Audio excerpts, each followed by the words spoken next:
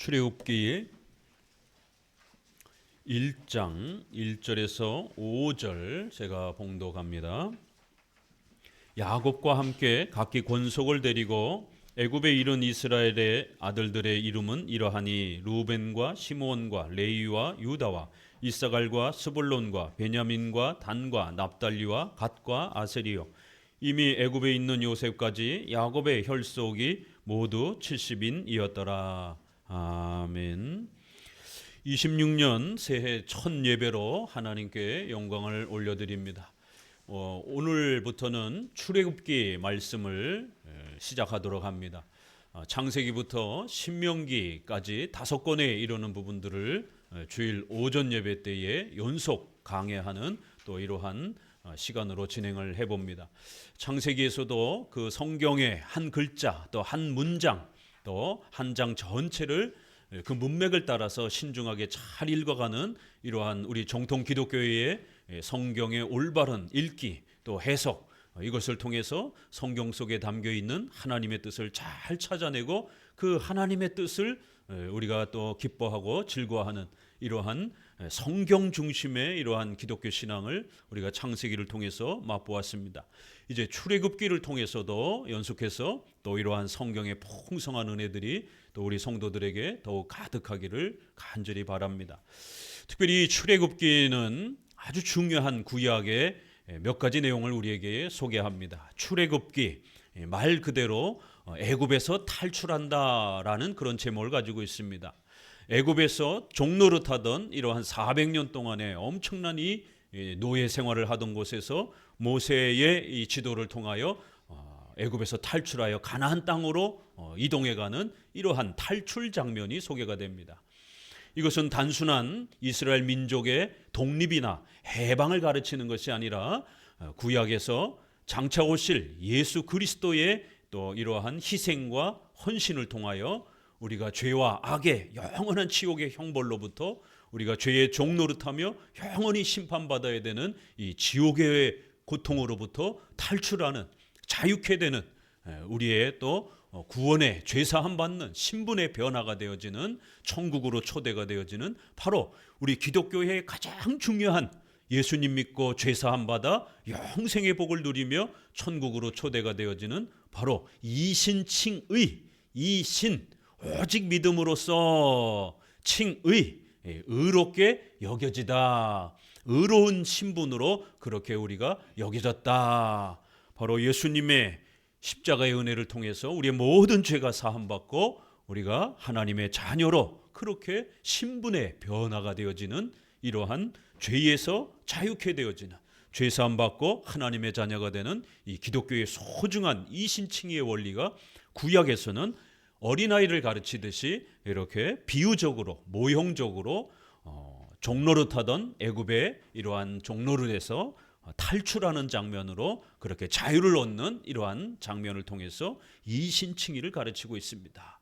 그래서 구약의 이신칭의 장면이 바로 이 탈출 장면을 통해서 가르쳐집니다.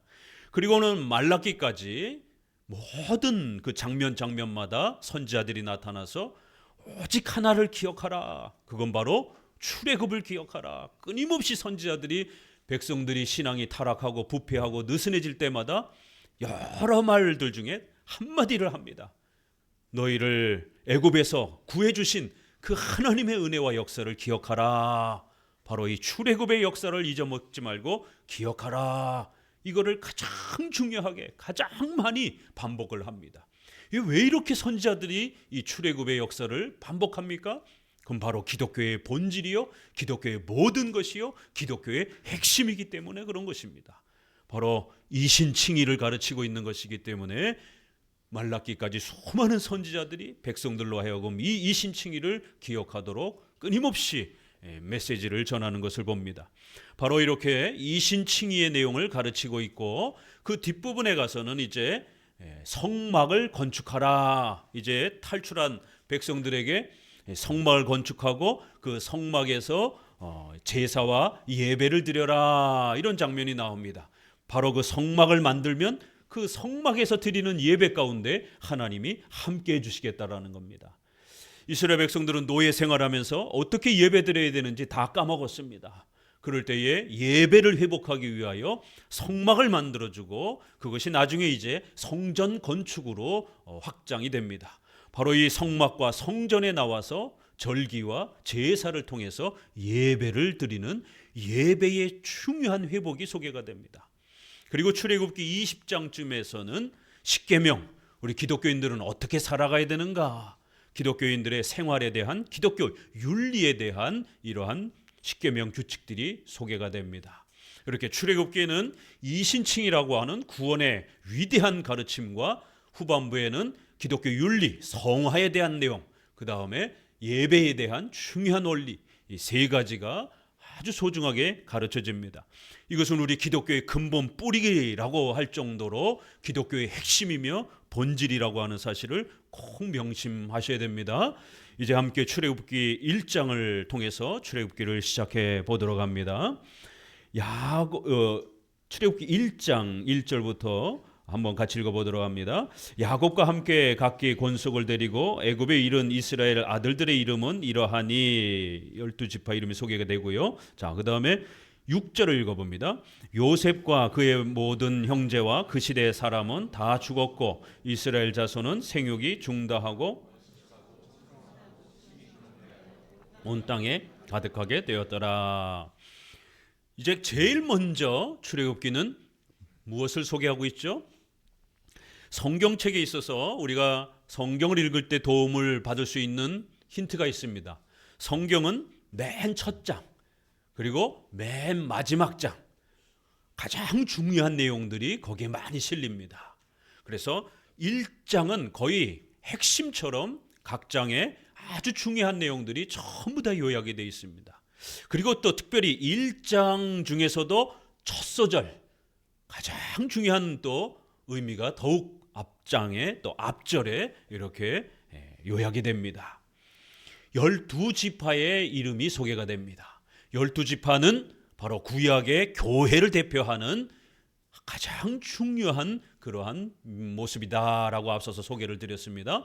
요한계시록에 가게 되면 성전의 건축, 천국의 이러한 건축 모습이 소개가 되는데 거기에 문에 12지파와 12사도의 이름, 구약에는 12지파, 신약에는 12사도, 이렇게 12라고 하는 완전 숫자를 히브리인들이 사용하여 이렇게 완벽한 한 명도 빠짐없이 14만 4천 명 이런 숫자도 이렇게 표현하는 것처럼 12 곱하기 12 하면 144가 되고 10은 또 완전 숫자입니다. 그 10을 3번 반복하니까 1000이 되는 겁니다. 이렇게 12도 완전 숫자고 10도 완전 숫자입니다. 이스라엘 백성들이 좋아하는 숫자입니다. 이렇게 유일신 하나님 일자를 아주 좋아합니다. 그리고 또 두 증인 이자도 참 좋아합니다.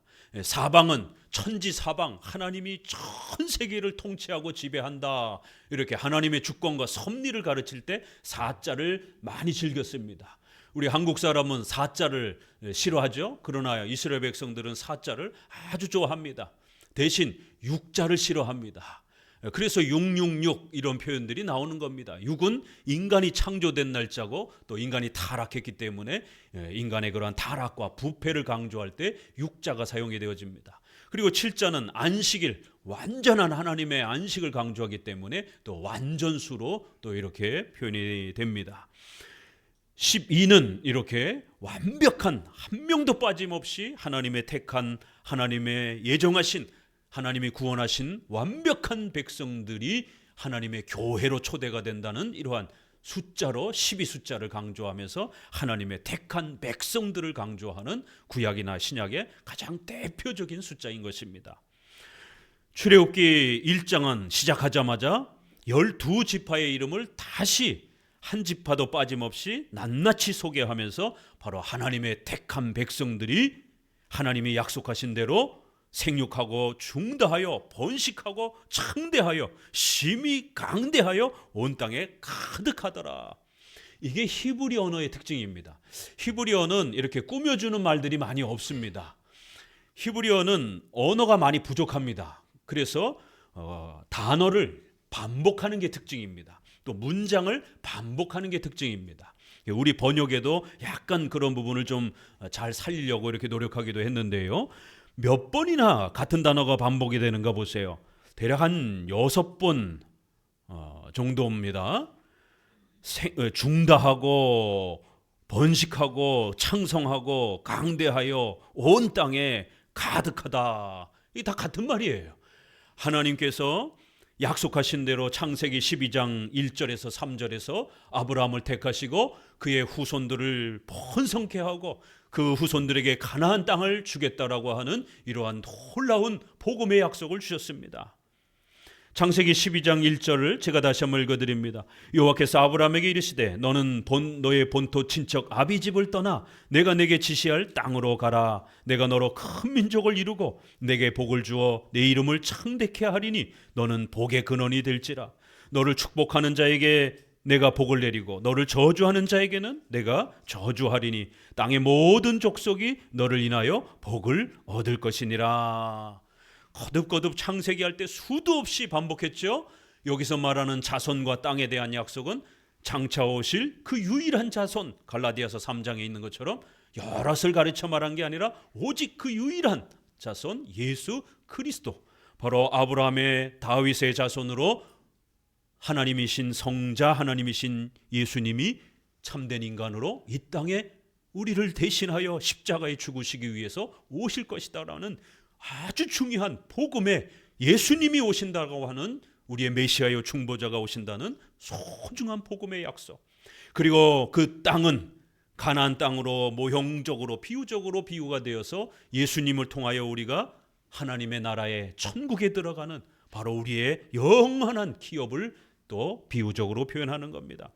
이렇게 자손과 땅을 주겠다. 그리하여 아브라함에게 이 거대한 복의 이러한 그 축복을 하나님이 가르쳐 줄 거라는 거예요. 그리하여 이 복을 많은 땅의 족속들이 이 복에 참여하게 될 거다. 만약 아브라함에게 주신 이 자손과 땅을 무시하는 자들에게는 정죄와 저주가 있을 것이고, 아브라함에게 주셨던 이 자손과 땅의 약속을 소중하게 붙잡는 자들에게는 복에 참여하게 될 거다. 이렇게 아브라함에게는 자손과 땅이라고 하는 약속을 주셨고, 이 자손과 땅은 바로 예수 그리스도를 우리에게 약속하는 것입니다. 그 예수님을 믿는 자들에게는 죄사함 받고 형생하는 복을 누리게 될 거라는 것이 이렇게 구약의 이신칭의에 대한 놀라운 복음이 창세기 12장에 소개가 됐던 것입니다. 이렇게 하나님이 약속하신 대로 그의 백성들을 이제 출애굽기에서는 12지파를 다시 한번 소개하면서 하나님의 교회가 이렇게 약속하신 대로 완성되었다.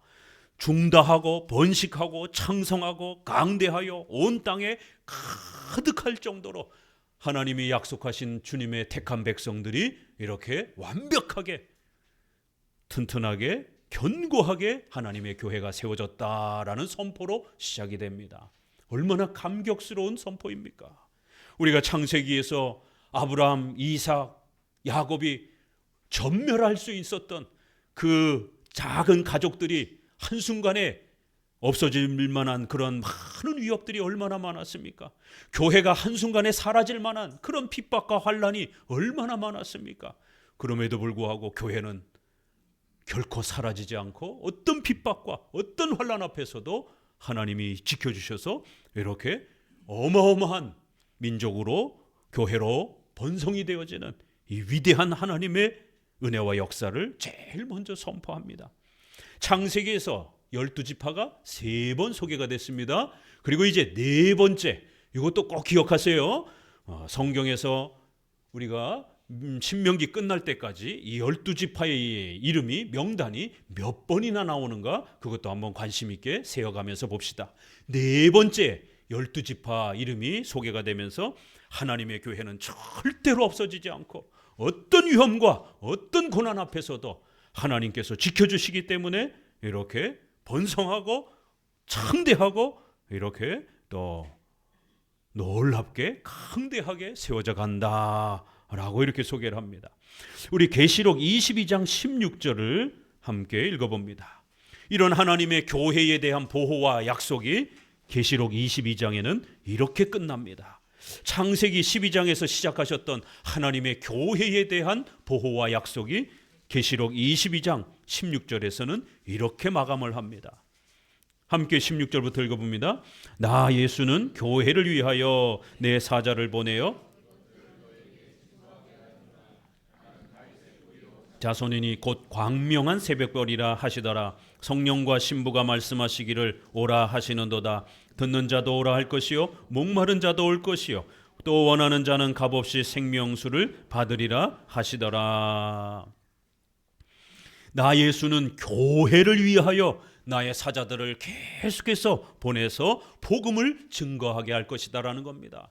그리하여 이 복음을 들을 수 있도록 생명의 이 영생의 말씀이 되는 이 복음을 들을 수 있도록 목마른 자들이 복음을 들을 수 있도록 그리하여 하나님의 교회로 초대가 될 수 있도록 그렇게 역사해 주겠다라는 겁니다. 성령과 신부, 이 신부는 바로 예수 그리스도의 신부를 말하는 우리 교회를 말하는 겁니다. 바로 교회를 통해서 성령의 역사가 가득 찰 것이며 그리하여 교회를 통하여 복음을 전하게 되고 듣는 자도 오라 할 것이요 목마른 자도 올 것이며 원하는 자는 그렇게 교회로 초대가 되어 예수 그리스도를 만나는 이러한 복을 끊임없이 최후의 종말의 때까지 하나님께서 예수님께서 이 역사를 펼쳐 가실 것이다. 그리고는 완성하실 것이다 라고 이렇게 약속하고 있습니다. 나 예수는 교회를 위하여 바로 성령 하나님의 강력한 도우심으로 나의 신부가 되는 바로 교회를 통하여 이러한 복음의 초대를 할 것이고 이 교회로 나오는 자들을 통하여 하나님의 나라 그리스도의 신부가 완성될 것이다. 이런 장엄한 약속을 오늘 우리에게 다시 한번 남겨주고 있습니다. 특별히 이제 새해를 시작하면서 더욱 이 교회에 대한 보호와 그리스도의 신부로서 그 교회의 주인이 되어주시겠다라고 약속하는 이 소중한 약속은 올 한 해를 우리가 살아갈 수 있는 든든한 힘이 되는 말씀입니다. 왜냐하면 포괄적 차별금지법이라고 하는 특별히 방송계의 포괄적 차별금지법이라고 하는 방송통신망법, 허위 거짓 정보 차단법이라고 하는 이 법이 드디어 통과되었습니다. 작년 12월 달에 그렇게 법사위를 또 본회를 통과하고 결국 국무회의를 거쳐서 대통령이 도장을 찍었습니다. 이제 올해 7월부터 시행이 됩니다. 인터넷 유튜브를 통하여 동성애라든가 이러한 반기독교적인 윤리의 문제들을 설교하고 그런 거를 글을 적고 그런 포스터를 붙이게 되면 최소 5배의 벌금을 내고 최대 10억까지 벌금을 물게 됩니다. 이제 SNS상에 동성애는 악이다라고 글자를 적을 수 없는 이 무시무시한 시대가 우리 앞에 열렸습니다. 어떻게 할 겁니까 이거? 그렇다고 교회가 동성애를 죄악이라고 말하지 않을 겁니까? 말하게 되면 10억의 벌금을 물어야 되는 이러한 어려움에 직면해 있습니다. 교회가 바야흐로 핍박의 시대에 돌입해 있습니다. 벌써 진보당 계열에서는 포괄적 차별금지법을 또 입법 발의했습니다. 기독교인들이 끊임없이 저항하고 목소리를 높이니까 슬그머니 포기했다가 또 다시 또 입법 발의를 하고 결국 기독교인들이 목소리 내지 아니하면 순식간에 통과가 될 겁니다. 모자보건법이 올 1월 달에 또 입법 발의가 됐습니다. 만석 산모까지 낙태할 수 있는 이 약물을 허용하자라고, 그래서 낙태를 만사까지 확대하자라고 하는 이 무시무시한 법을 또 입법 발의를 했습니다. 이걸 가장 반대하는, 하나는 포괄적 차별금지법은 전도의 자유, 신앙의 자유를 막는 신앙과 관련된 거고, 낙태법과 이러한 동성애 문제는 기독교 윤리와 관련된 근간을 해치는 문제이기 때문에 우리 기독교인들은 가만히 있을 수 없는, 결국 기독교인들이 가장 타겟가 되는 겁니다. 일반인들이야 먹고 사는데 무슨 그게 문제가 됩니까? 관심도 없죠. 결국 기독교인들에게만 가장 심각한 그러한 또 상황이 벌어진 겁니다. 이 법이 얼마나 심각하냐면 진보 언론단체에서도 수정하라고, 왜요? 언론의 자유를 막게 되는 이런 일이 벌어지니까 보수 언론단체가 아니라 진보 언론단체에서도 이 법은 상당히 위험하다라고 여러 경고들을 냈는데도 불구하고 결국 통과가 됐습니다. 바야흐로 26년은 교회의 핍박시대, 국가로부터 교회가 어마어마한 핍박을 받는, 교회의 이러한 설교의 자유, 전도의 자유, 신앙의 표현의 자유, 이런 모든 언론, 출판, 집회의 자유에 대한 예배와 이러한 신앙의 자유가 위협받는 시대에 문이 열린 겁니다. 이러한 때에 예수 그리스도께서 나 예수는 교회를 위하여 내 사자들을 보내어 끊임없이 복음을 증거할 것이고 성령의 강력한 역사로 나의 신부들을 통하여 끊임없이 복음을 외치게 할 것이며 목마른 자들, 갈급한 자들, 괴로운 영혼들이 주님께로 나와 구원받는 생명수를 얻게 되는 이 영광스러운 위대한 복음의 역사를, 그리하여 하나님의 교회가 번성하고 창대하고 계속해서 성장해가는 이 역사를 결코 쉬지 않을 것이다라는 겁니다. 교회가 핍박받는 게 어디 하루 이틀입니까? 지난 2000년 동안 끊임없이 교회는 핍박받아 왔습니다. 특별히 국가는 칼의 권세를 가지고 있기 때문에 이 무시무시한 칼의 권세를 가지고 교인들을 전멸시키다시피 하면서 그렇게 없애려고 했습니다. 하지만 교회는 절대로 없어지지 않았습니다. 이 교회는 참으로 희한한 그러한 모임입니다. 아무리 없애려고 해도 없어지질 않는 겁니다. 이 교회는 그리스도의 신부요 하나님의 집이기 때문에 하나님이, 만왕의 왕이신 하나님이 그 교회를 지키시고 보호하시겠다고 약속하셨기 때문에 절대로 없어지지 않고 이제 놀라운 이러한 번성의 또 보존의 은혜와 역사를 얻게 된 겁니다. 이렇게 1장 1절에서 6절은 12지파 구약의 교회가 하나님의 은혜 속에서 어떻게 번성하고 보존되었는지를 먼저 선포해 줍니다. 자, 그런데 이제 8절부터 분위기가 바뀝니다. 8절부터 읽어봅니다. 요셉을 알지 못하는 새 왕이 일어나서 애굽을 다스리더니 그가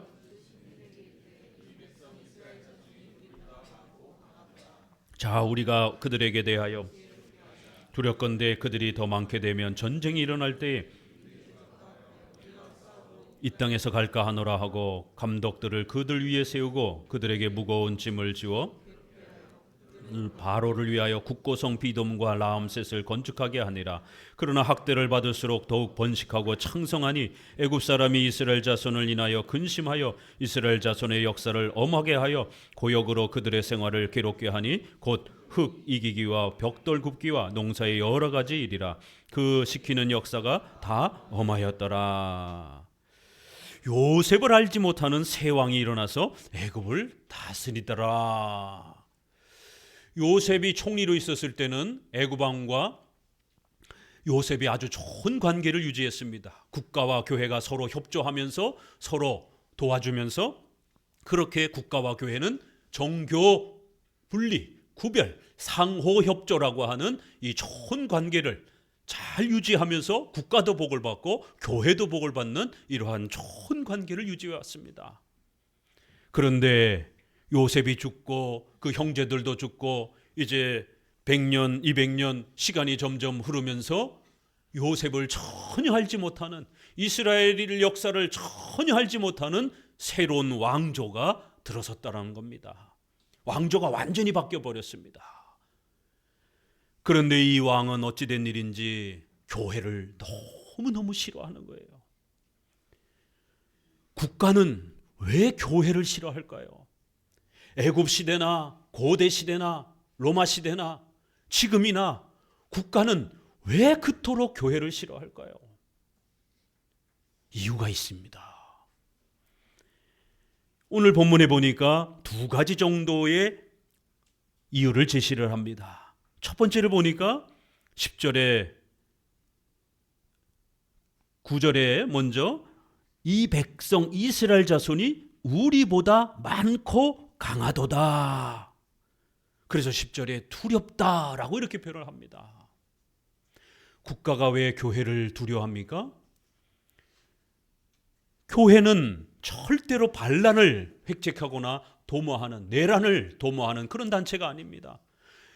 로마서 13장에 있는 것처럼 국가의 모든 권세는 하나님이 세워준 권세라고 이렇게 우리 교회는 가르칩니다.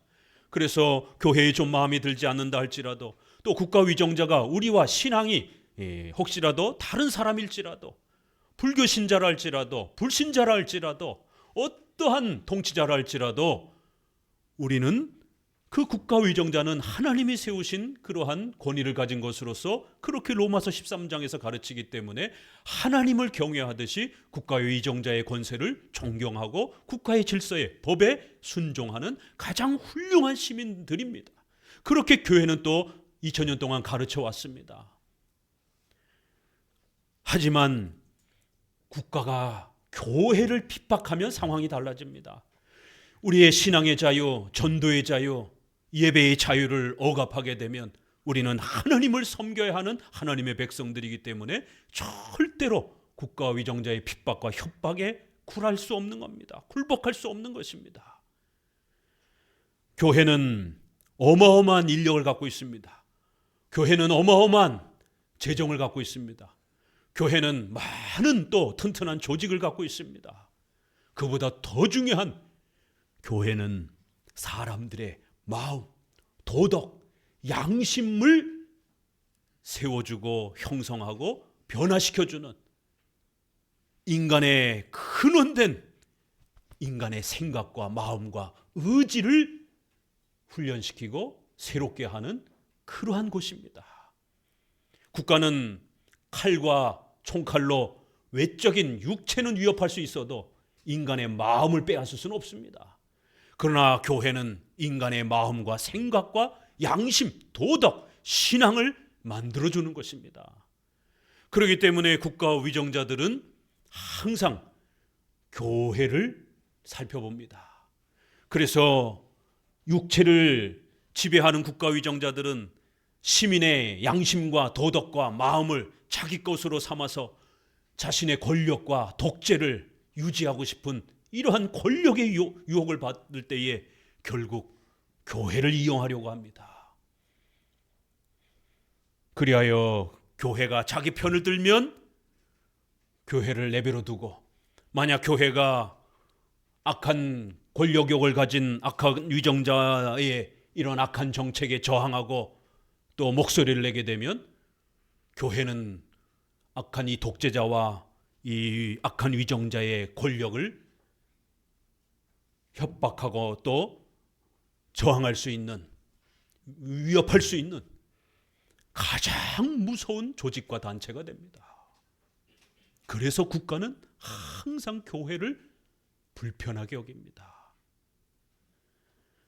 국가 위정자가 요셉 때처럼 교회를 돕고 협력하고 이러면 우리 교회는 가장 충성스러운 그러한 시민이요, 또 이러한 국가의 이러한 질서를 존중하는 그러한 백성으로서 살아갈 것입니다.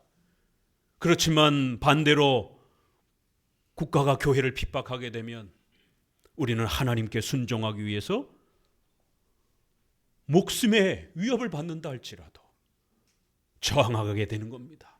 아무리 또 여러 가지 유혹을 통해서 회유한다 할지라도 우리 성도들은, 교회는 그런 회유에 넘어가지 않습니다. 이 교회는 참으로 독특한 그러한 공동체인 것이, 이렇게 협박으로도 넘어지지 않고 어떤 회유로도 넘어오지 않는 아주 이상한 그러한 모임입니다. 세상 사람들은 협박하거나 회유하면 대충 넘어옵니다. 그런데 이 성도들은, 교회는 어떤 핍박도 어떤 회유도 잘 통하지 않는 거예요. 그래서 국가 위정자는 선한 왕일 때는 상관이 없는데 독재와 악독한 법으로 자신의 권력을, 욕심을 채워서 그렇게 자신의 권력을 독점하려고 하며 교회를 이용하려고 할 때에 교회가 말을 듣지 않으면 교회를 가장 위협적인 단체로 여겨서 교회를 제거하고 없애려고 하는 것입니다. 이건 우리 나라뿐만 아니라 지난 수천 년 동안 국가의 본성, 국가의 통치자가 바르면 문제없지만 국가의 통치자가 악한 권력욕에 빠지게 되면 반드시 교회를 이용하려 하든지 아니면 위협이 된다고 생각하면 없애려고 하는 것입니다. 그렇기 때문에 우리는 국가의 이러한 위치와 국가의 위정자의 이러한 자리들을 신중하게 늘 잘 살펴야 되는 것입니다. 국가 위정자가 교회에 대하여 어떤 자세와 태도를 가지고 있는지 성도들은 항상 신중하게 살피고 또 선거와 또 이러한 여러 가지 국가의 또 이러한 행정에 목소리를 내야 되는 것입니다. 불신자일지라도 또 종교가 다르다 할지라도 교회의 신앙의 자유를 핍박하지 않으면 우리는 얼마든지 순종하고 건강한 시민으로서 국가에 충성하는 것입니다. 그러나 신자라고 그렇게 명색이 내세운다 할지라도 교회를 핍박하는 악한 이런 법들을 만들어 놓고 교회의 자유를 위협한다라고 한다면 반드시 교회는 저항할 수밖에 없는 것입니다. 이런 국가와 교회의 이러한 본질의 성질의 이러한 특성상 특별히 국가의 위정자들이 또 항상 권력에 대한 이 유혹 때문에 교회는 어려움에 처할 수 있는 또 그런 위치에 역사 속에 늘 있는 겁니다. 오늘 본문에도 보니까 이 세 왕은 교회가 번성하는 것에 대해서 탐탁치 않은 겁니다. 교회의 숫자가 늘어나는 것에 대해서 불편한 겁니다. 만약 이 세 왕이 이스라엘 백성들이 아무리 번성해도 세 왕이 이스라엘 백성들을 잘 대해주고 그들의 신앙의 자유를 보호해줬다라면 무슨 문제가 있겠습니까?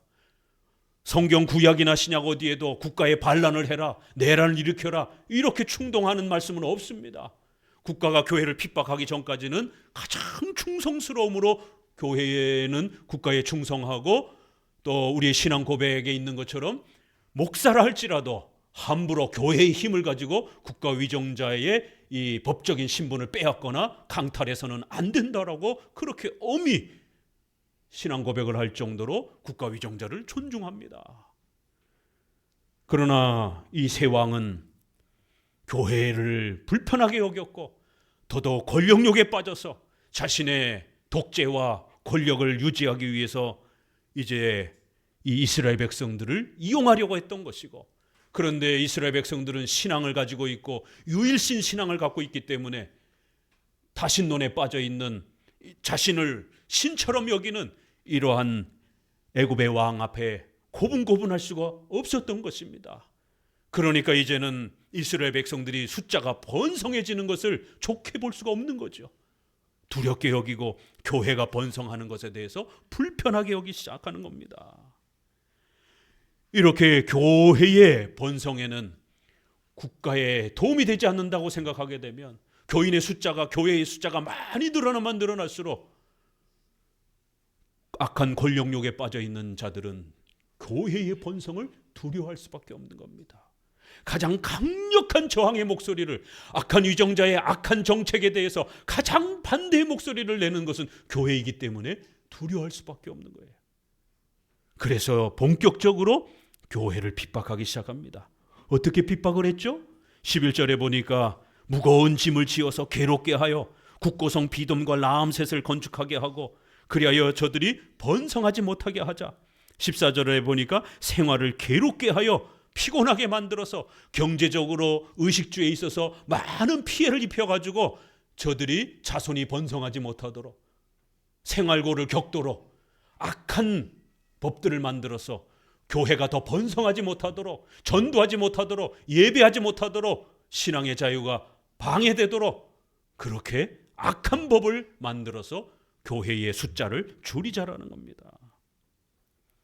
이렇게 교회가 자신의 권력욕을 비난하고 책망하고 자신들의 그런 악한 독재에 대한 이러한 욕망을 책망을 하려고 하는 이런 모습을 보이자 교회를 핍박하기 시작하는 겁니다. 악한 법을 만들어서 교회를 억제하고 방해하는 이런 모습들을 보게 됩니다. 이렇게 악한 정책과 법을 동원하여 교회의 활동을 억제하고 방해하는 이러한 국가의 핍박의 모습들을 출애굽기는 이제 소개합니다. 새롭게 교회 핍박의 시대가 출애굽기에서 우리에게 열립니다. 이러한 핍박의 모습은 점점 후반부로 갈수록 더 심각해져 가면서 결국 이 땅의 죄와 악 속에서 고통받는, 또 더 나아가 영원한 지옥의 형벌에서 고통받는, 또 사탄과 악한 영들의 지배를 받으며 고통받는 우리 인간의 전적으로 부패한 인생의 비참한 고통을 또 가르쳐주는 중요한 또 표현이 됩니다. 외적으로는 국가의 핍박을 통하여 유독 교회가 고통을 받는 이러한 장면들, 왜 국가는 이렇게 유독 교회를 미워하는가? 결국 이것은 악한 영들이 국가를 이용을 해서 결국 교회를 핍박하는 또 이러한 장면으로 확대가 되고, 결국 이러한 죄와 악으로부터 고통받는 영원한 지옥의 형벌로부터 고통받는 인간의 비참함을 가르쳐주는 그러한 내용으로 나아가는 것입니다. 자, 조금 더 내려가 보게 되면은요, 이제 후반부 말씀을 읽어 보도록 합니다. 15절, 애굽왕이 히브리 산파 십부라라 하는 자와 부하라 하는 자에게 일러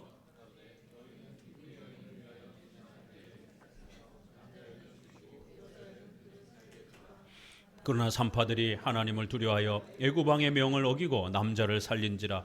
애굽왕이 산파를 불러서 그들에게 이르되 너희가 어찌 같이 하여 남자를 살렸느냐?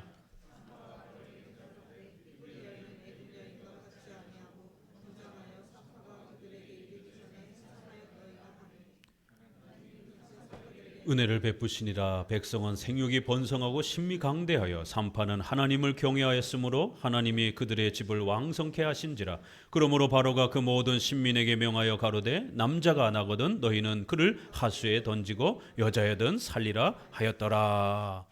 이제 두 번째 무서운 국가의 교회 핍박의 내용이 나옵니다. 첫 번째는 악한 법, 악한 정책 이런 걸 통해서 간접적으로 핍박을 합니다. 그러나 교회가 위협이 된다고 생각하게 되면 이 악한 위정자들은 본격적으로 직접적으로 아예 교회를 제거하고 없애려고 하는 이 무시무시한 핍박으로 본색을 드러냅니다. 애굽왕은 첫 번째 이제 정책이 실패했다고 느껴지니까 이제는 아예 대놓고 교회를 없애버리려고 이스라엘 자손들의 남자아이들을 전부 다 죽이라고 이렇게 산파들에게 명령을 합니다. 국가는 이렇게 교회를 핍박하는 이러한 모습을 성경은 우리에게 소개를 합니다. 이러한 일들은 단 한 번 이루어진 게 아닙니다.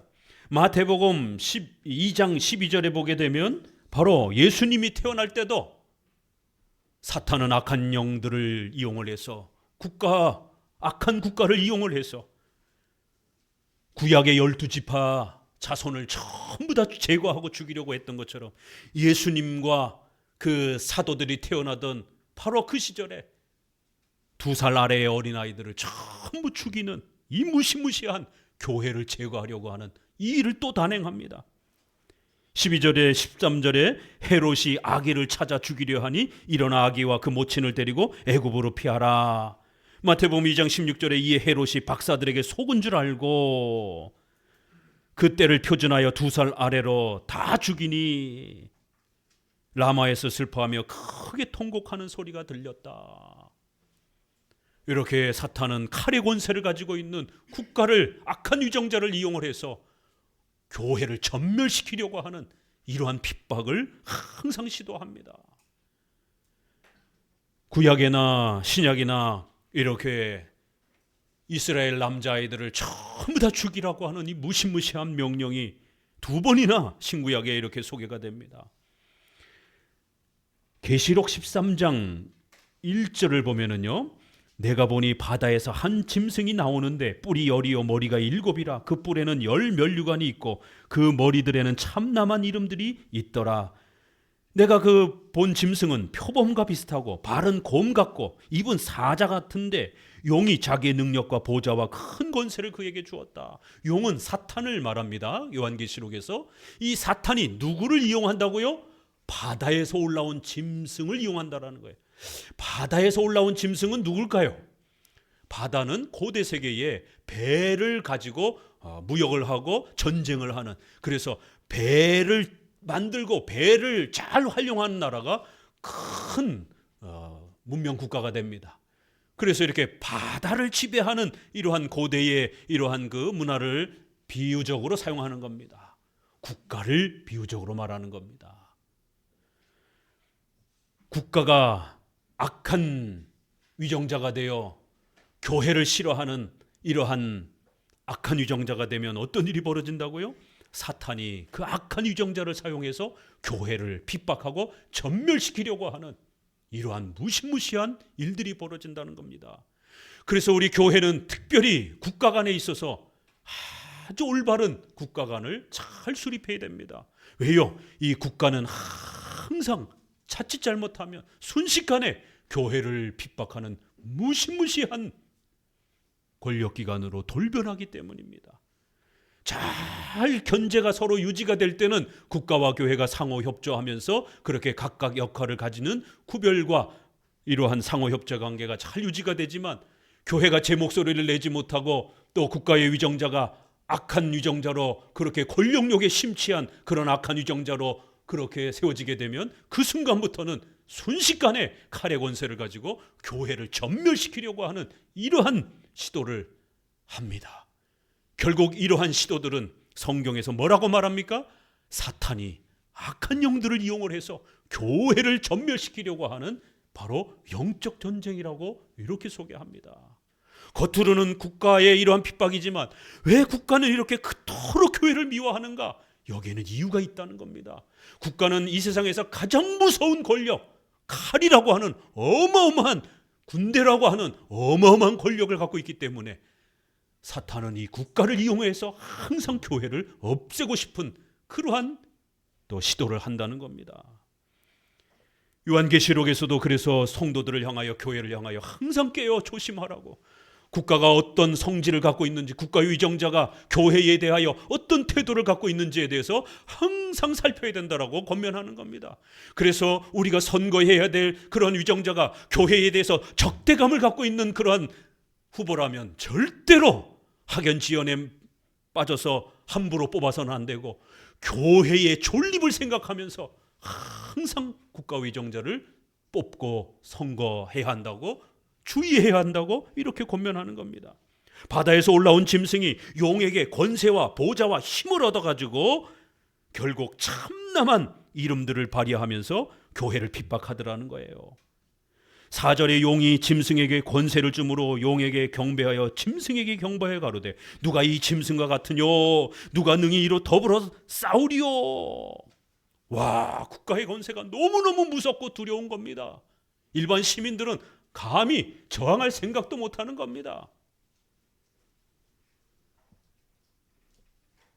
5절에 또 짐승이 큰 말과 참남된 말하는 입을 받고 또 42달 일할 권세를 받았느니라. 42달, 3년 6개월, 7년이라고 하는 완전 숫자의 절반 정도, 42달, 3년 6개월, 이렇게 적정한 일정한 때를 어마어마한 핍박의 권세를 행하더라는 겁니다. 6절 짐승이 입을 벌려 하나님을 향하여 회방하되 그 이름과 그의 장막 곧 하늘에 거하는 자들을 회방하더라. 교회를 핍박하기 시작하는 거예요. 성도들을 핍박하기 시작하는 거예요. 7절 또 권세를 받아 성도들과 싸워 이기게 되고 각 족속과 방언과 나라를 다스리는 권세를 받았다. 8절 죽임을 당한 어린 양의 생명책의 창세 이후로 농명되지 못하고 이 땅에 사는 자들은 다 짐승에게 경배하더라. 성도들 빼놓고는 다 무시무시한 국가의 독재 앞에 다 벌벌 떠는 거예요. 9절 누구든지 귀 있는 거든 들을지어다. 10절 사로잡는 자는 사로잡힐 것이요 칼에 죽이는 자는 자기도 마땅히 칼에 죽으리니 성도들의 인내와 믿음이 여기 있느니라. 무시무시한 핍박의 시대가 돌입하는 때가 있다라는 겁니다. 이럴 때 성도들은 잘 참고 견디면서 그 핍박의 시대를 또 올바른 저항의 목소리를 내면서 인내하며 믿음을 지키며 살아가야 된다라고 권면합니다. 애굽왕은 산파들을 시켜서 이스라엘 백성들을 전부 죽이라고 명령을 했고, 그런데 놀라운 일이 벌어집니다. 구약에 보게 되면 하나님이 천사를 동원해서 18만 5천 명을 하루아침에 싹 죽여버렸습니다. 하나님이 교회를 보호하실 때는 이렇게 천군 천사를 동원해서 어마어마한 권능을 베푸시기도 합니다. 그렇기 때문에 교회를 핍박하는 이 악한 위정자들에 대해서 선지자들은 엄히 경고했던 겁니다. 무기도 없고 군대도 없는 이러한 연약한 선지자가 악한 위정자들을 향하여 우리는 금과 은은 없다 할지라도 전지전능하신 하나님이 계시다라는 거예요. 천군 천사가 우리를 보호한다라는 거예요. 함부로 교회를 핍박하지 말아라. 만약 교회를 핍박하게 되면 당신과 당신의 가문과 나라가 망하게 될 것이다라고 엄히 경고한 겁니다. 18만 5천 명, 하루아침에 20만 명의 군대가 나라가 없어질 정도로 이렇게 하나님은 무서운 징계로 교회를 핍박한 왕들과 나라를 멸망시켜 버렸습니다. 그렇지만 오늘 본문에서는 하나님이 불을 내려서 땅을 갈라지게 해서 애굽 왕과 군대를 없애버린 것이 아니라 연약한 히브리 산파, 여인의 그 저항의 목소리를 하나님이 사용하신 것입니다. 이 히브리 산파들은 하나님을 경외하는 자들이었더라. 하나님을 경외하였다라고 2번씩이나 반복하면서 히브리 남자아이들을 살려주는 겁니다. 왕의 두렵고 떨리는 칼의 그 무시무시한 명령보다는 하나님을 더 두려워해서 거짓말로 바로 왕에게 말합니다. 왕이 화가 나가지고 왜 히브리 남자애들을 받아줬느냐라고, 죽이지 않고 살려뒀느냐라고 책망을 하니까, 아니 우리가 가기도 전에 히브리 여인들은 너무너무 힘이 좋아가지고 우리가 가기도 전에 벌써 애를 다 낳기 때문에 우리가 어떻게 조치할 수가 없었습니다. 자기들이 다 받아서 아이들을 살려줬지만 애굽 왕이 한편으로는 무서운 거죠. 그 무시무시한 칼을 갖고 있는 국가위정자가 안 무서운 사람이 어디 있겠습니까? 한편으로는 무서운 거예요. 그렇지만 하나님을 더 두려워한 겁니다. 그래서 어쩔 수 없이 거짓말을 하게 된 겁니다. 우리가 도착하기도 전에 다 아이들이 벌써 태어나서 어떻게 할 수가 없었습니다. 그러자 하나님이 20절에 그 산파들에게 은혜를 베푸셨다. 21절에 산파는 하나님을 경외하였으므로 하나님이 그들의 집을 왕성케 하였다. 하나님께서 이렇게 2번이나 산파들을 보호하시고 은혜를 주셨다고, 더 나아가서 그들의 그 용기에, 그들의 그 엄청난 헌신에 국가의 위정자의 무시무시한 칼 앞에 저항했던 그 성도들을 귀하게 여기시고 그 산파들의 집이 아주 풍성한 하나님의 은혜와 복을 받았다고 이렇게 격려합니다. 하나님은 천군 천사와 또 강력한 자연재해를 일으켜서 애굽 왕을 물리친 게 아니라 작고 연약한, 남자도 아니고 연약한 그 산파들의, 여인들의 두렵고 떨리고 비록 부족하지만 때로는 거짓말까지 한 그런 연약한 모습을 갖고 있습니다. 거짓말은 하면 안 되죠. 그렇지만 지금은 칼의 권세가 너무 무서워서 한편으로는 거짓말을 할 수밖에 없는 그런 연약함이 있는 겁니다. 그럼에도 불구하고 이스라엘 백성들을, 교회를 살리고 싶었던 그 간절한 의도와 목적은 더 훌륭했던 겁니다. 이 세상에 완벽한 사람이 어디 있습니까? 여러분, 누가 여기에서 이 산파들에게 돌을 던질 수 있겠습니까? 너희들 왜 거짓말했느냐? 그까지 크리스찬들이 순교할지라도 거짓말하지 말고 정직하게 저항을 해야지. 너희들 왜 거짓말했어? 이렇게 정지할 사람이 어디 있겠습니까? 여러분이라면 그 칼 앞에 과연 완벽하게 저항할 수 있었겠습니까? 목사님들도 순교하는 게 쉬운 게 아닙니다. 6.25 때라든가 일제시대 때 많은 목회자들이 배교하기도 했고 또 신앙이 넘어지기도 했습니다. 하물며 성도들은 어떻겠습니까? 이 땅의 목회자도 성도도 완벽한 사람이 없는 거예요. 그래서 오늘 이 거짓말은 분명히 잘못된 것이지만 그럼에도 불구하고 하나님은 그 연약한, 부들부들 떨면서 거짓말까지 그 연약함 속에서 어쩔 수 없이 하면서도 하나님을 더 경외하며 교회를 지키려고, 성도들의 생명을 보존해 주려고 그렇게 애썼던 이 산파들의 그 작은 저항을 하나님이 받아주신 것이에요. 그리하여 애고방도 어떻게 할 수 없을 정도로 오히려 핍박하면 핍박할수록 이스라엘 백성들은 더 창성해지는, 더 교회의 숫자가 늘어나는 이 역사를 하나님이 베풀어 준 겁니다. 때로는 이렇게 일반적인 성도들의 저항의 수단과 표현을 사용하셔서 하나님은 교회를 보호하시기도 하는 겁니다.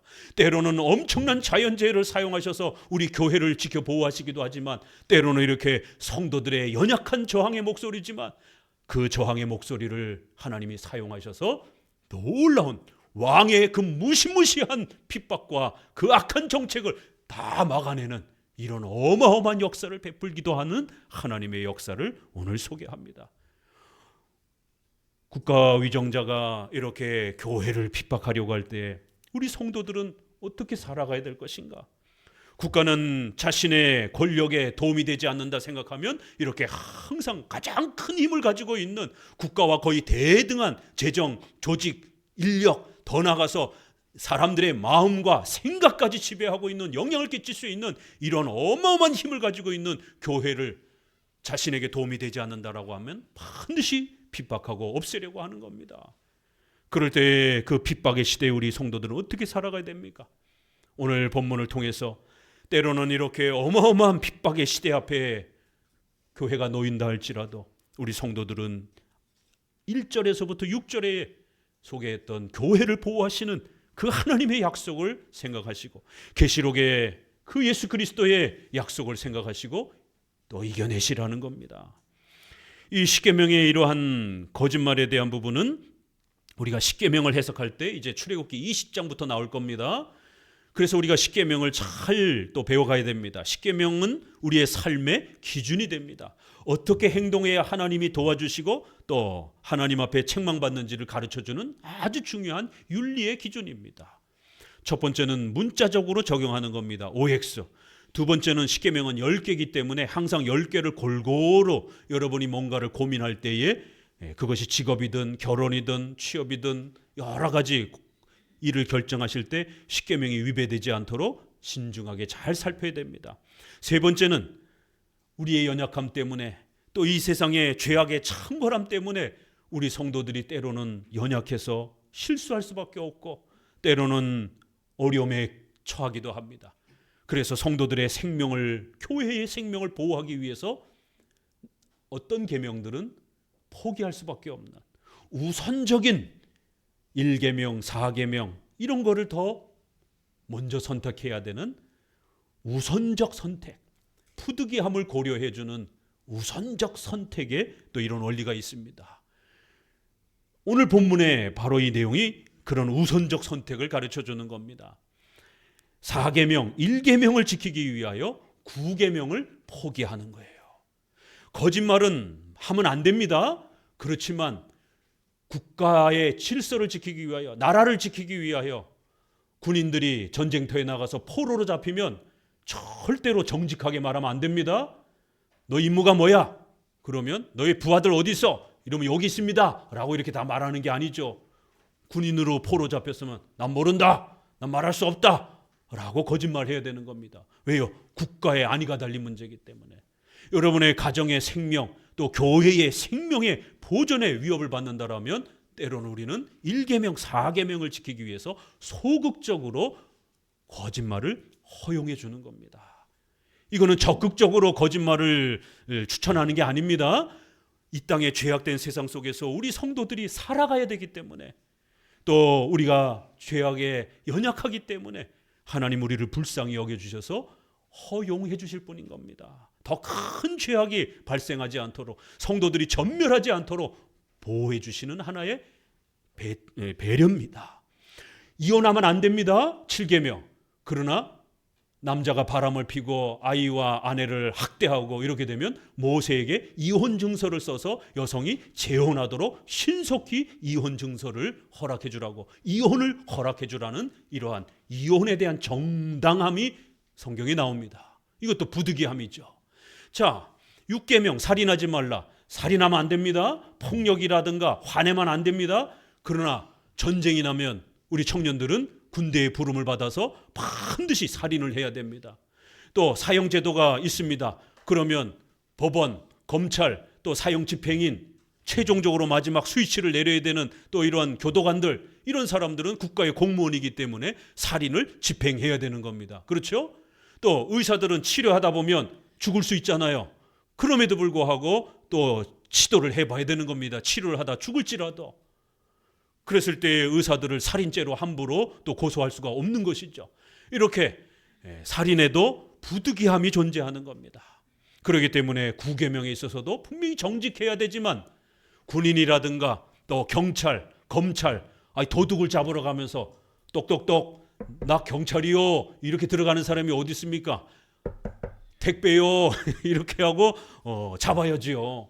또 기자라든가 이런 사람들이 사회를 고발해야 할 때, 잠입 취재를 할 때 나 기자요 이러면 어떻게 조사를 합니까? 이러한 특수 직분이라든가 또 이렇게 생명을 보호해야 되는 특수한 부득이함이 발생이 되면 소극적으로 거짓말이 또 허용되기도 하는 겁니다. 그리고 마지막에는 성경에 세부적으로 나오지 않으면 양심적으로 우리 사회의 도덕과 양심적 판단 아래서 하나님의 뜻을 분별하는 겁니다.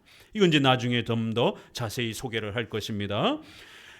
오늘 본문을 통해서 다시 한번 하나님께서 출애굽기 1장을 시작하면서 하나님께서는 교회를 지켜 보호하시겠다라고 하는 강력한 선언을 외치고 계십니다. 왜요? 교회는 항상 역사 속에서 핍박을 수도 없이 많이 받는 그러한 어려움 속에 처하기 때문입니다. 최후 종말이 오기 전까지는 사탄과 악한 영들이 아직은 활동하는 시대요. 또 그런 악한 영들이 사탄이 칼의 권세를 가진 국가를 이용해서 특별히 권력욕에 빠져있는 독재욕에 빠지고 싶은 이러한 악한 지도자들을 이용을 해서 결국 그들의 악한 정책과 악한 독재욕을 브레이크를 걸고 억제하고 비판하는 바로 이 교회를 제거하게 만드는 이러한 핍박이 늘 역사 속에 있어 왔기 때문에 오늘 출애굽기에는 이제 교회의 핍박 시대를 이렇게 소개하고 그러한 핍박 속에서 하나님께서 교회를 어떻게 지켜 보호해 주실 것인지를 우리에게 약속하는 겁니다.